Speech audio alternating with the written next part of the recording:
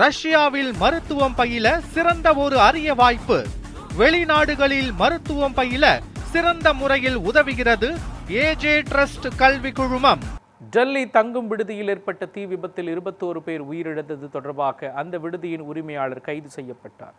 டெல்லி மால்வியா நகரில் உள்ள flourish stay என்ற தங்கும் விடுதி மற்றும் உணவகத்தில் ஏற்பட்ட பயங்கர தீ விபத்தில் வெளிநாட்டவர்கள் உட்பட 21 பேர் உயிரிழந்தனர்.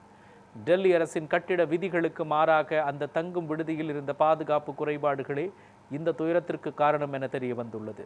இதுகுறித்து போலீசார் தீவிர விசாரணை மேற்கொண்டு வரும் நிலையில் அந்த விடுதியின் உரிமையாளர் லவ்கேஷ் பஜாஜ் கைது செய்யப்பட்டார். இந்த துயர சம்பவத்தில் உயிரிழந்தவர்களின் குடும்பத்தினருக்கு பிரதமர் அலுவலகம் நிவாரணத் தொகையை அறிவித்துள்ளது.